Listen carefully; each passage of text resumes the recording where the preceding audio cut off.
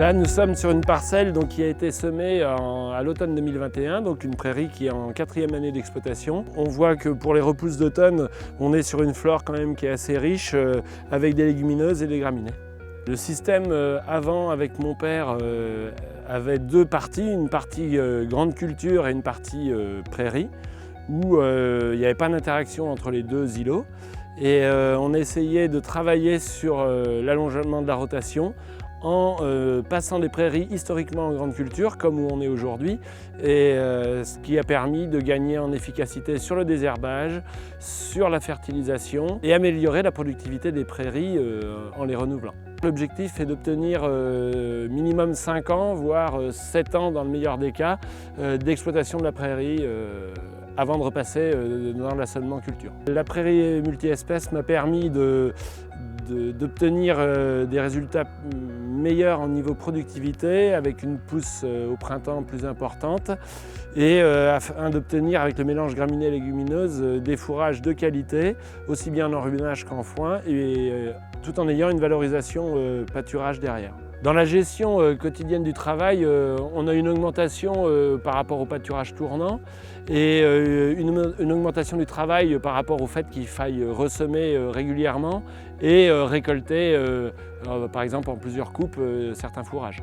L'intérêt de mélanger graminées et légumineuses, il est multiple. Au fil de l'année, on va avoir une pousse où les espèces vont prendre le relais les unes des autres, plutôt les graminées au printemps, puis les légumineuses en été. Et puis d'un autre côté aussi, du point de vue de la ration, on va avoir un mélange qui est plus équilibré d'un point de vue énergie et protéique. Dans une prairie multi-espèces, on va retrouver 3 principales graminées, le raigrand anglais, le dactyle, la fétuque élevée. Et en fait, elles ont toutes leurs avantages. La fétuque élevée, c'est un peu une espèce 4x4 qui va un petit peu dans tous les sols. Donc ici, c'est pas mal adapté. Et il y a eu beaucoup de progrès génétiques sur cette espèce-là. Le raigrand anglais, plutôt productif au printemps, un petit peu moins en été, surtout sous des températures très chaudes. Et le dactyle, lui, il est très bien en été parce que dès les premières pluies, il va bien repartir. Par contre, il faut savoir le gérer. J'ai connu des années où il a fallu faire de l'achat de fourrage à l'extérieur. Depuis cette mise en place de prairies multi-espèces, avec une récolte plus précoce, en faisant nos stocks plus précocement, et à une productivité accrue des prairies, on est beaucoup plus résilient face aux années de sécheresse. Aujourd'hui, la prairie multi-espèces, c'est un vrai outil pour s'adapter au changement climatique. On voit, comme la pousse de l'herbe, elle est plus restreinte dans la durée, il faut plus de stock. Il faut produire plus de stock pour faire face à la période estivale qui est de plus en plus longue et couvrir aussi les stocks pour l'hiver. Historiquement, on comptait 2 tonnes de matière sèche par UGB. Aujourd'hui, sur les années très sèches, on peut monter jusqu'à 3 tonnes de matière sèche stockée pour nourrir un UGB sur l'année. Donc la différence, elle est vraiment énorme et du coup, il faut optimiser vraiment la pousse de l'herbe sur le printemps. Alors les prairies multi-espèces, ça a un coût. On est entre 200 et 250 € de l'hectare. Mais aujourd'hui, il faut le voir vraiment comme un investissement. Un investissement qu'on va diluer en général sur au moins 5 ans. Et il y a un impact positif au niveau du système parce qu'on produit plus de stock. Donc ça veut dire qu'on n'a pas d'achat en face. Et au niveau de la qualité des fourrages, on voit un réel impact positif avec l'équilibre graminées-légumineuses.